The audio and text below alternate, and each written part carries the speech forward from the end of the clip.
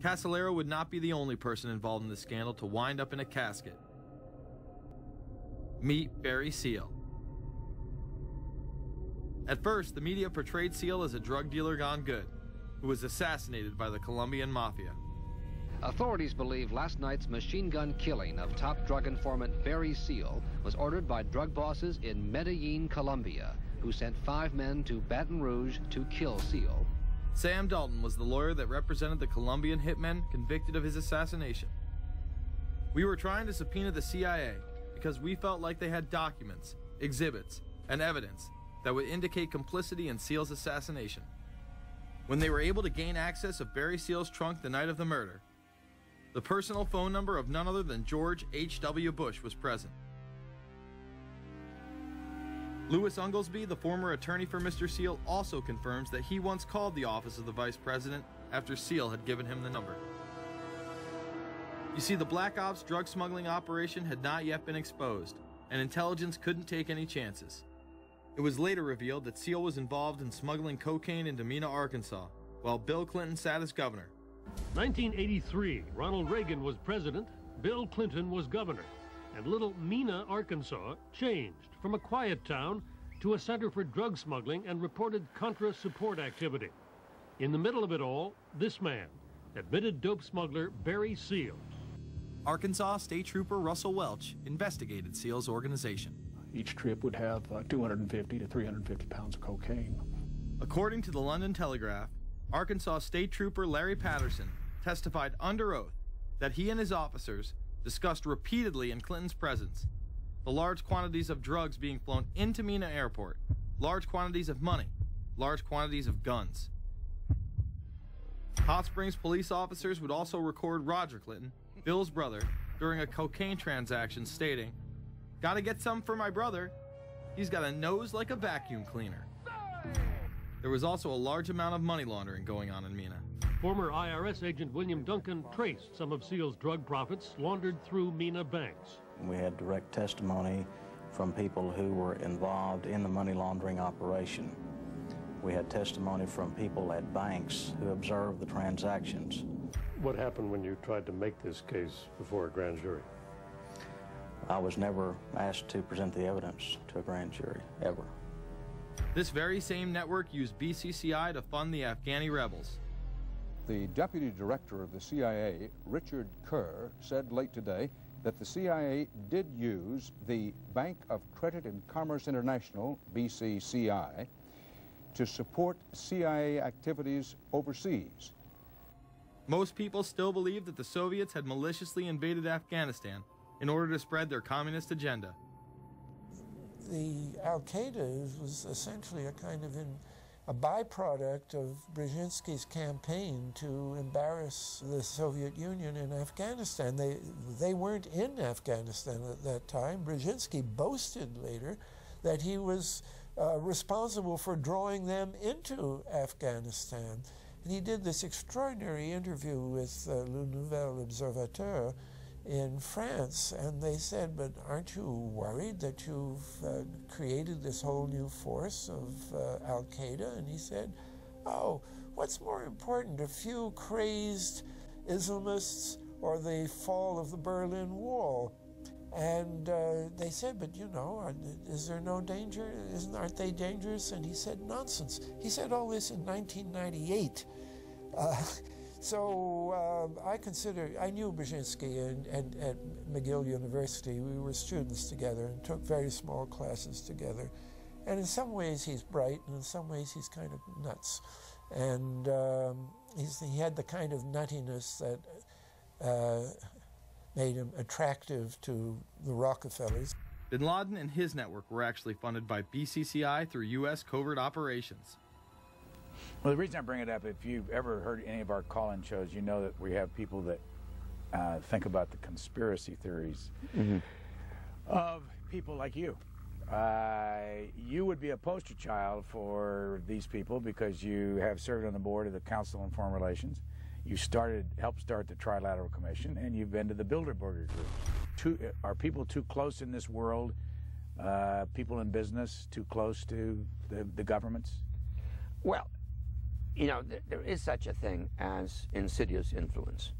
And the question is, how does it operate? Does it involve bribery?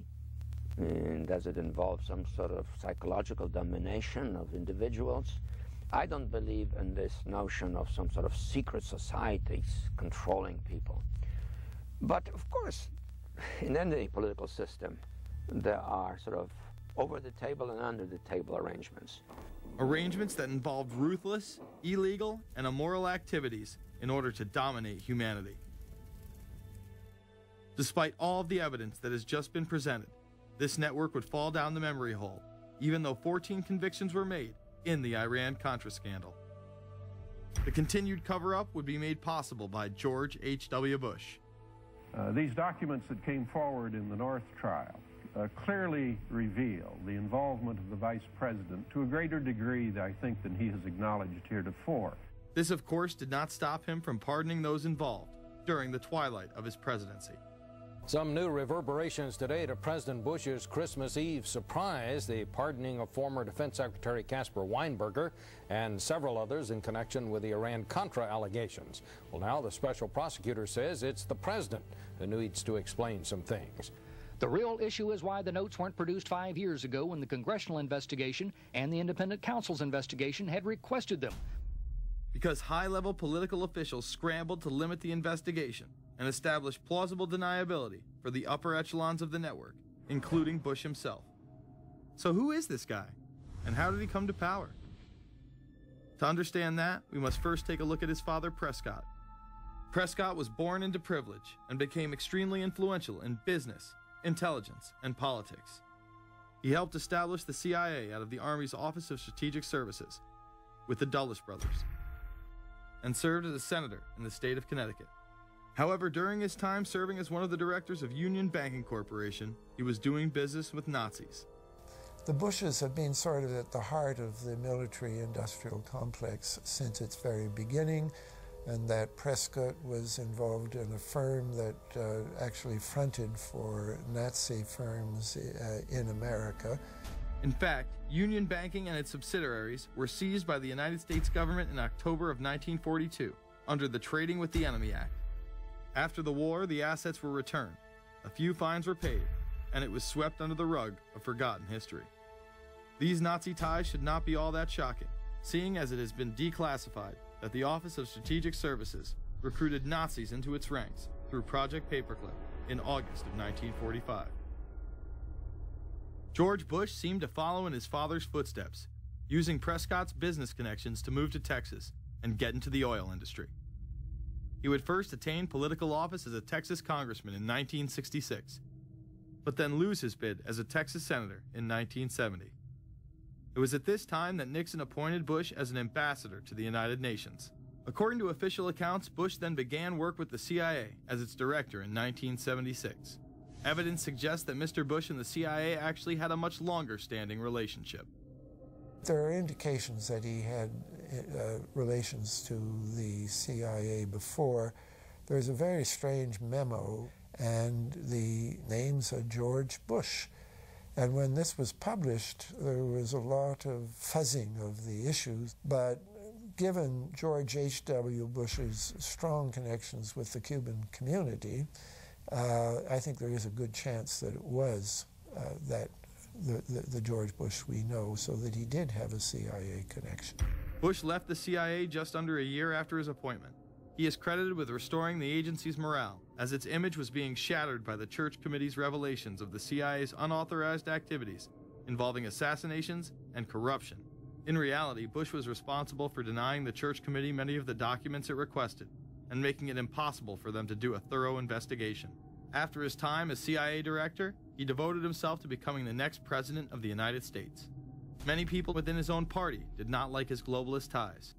Along the campaign trail, Bush continually had to explain his association with the group. So, you know, J.R. Ewing in the show Dallas? J.R. is a member of the Trilateral Commission, I think. It's got to be because it's so bad. Let me tell you something. I used to be a member of it. I resigned, as I did from every business thing I was in, to concentrate on one thing, running for President of the United States. Ronald Reagan initially had no interest in having Bush as his running mate. Even then presidential candidate Ronald Reagan had questions. I would suggest that maybe Mr. Bush would clear the air if he'd tell us why he resigned. Reagan's backers then forced him to choose their intelligence frontman, George H.W. Bush, as his vice president. But in spite of last year's campaign rhetoric, all seems to be back to normal between George Bush and his old colleagues. And President Reagan, who is relying on many of these powerful business leaders to make his economic package work, will host commission representatives at the White House Monday.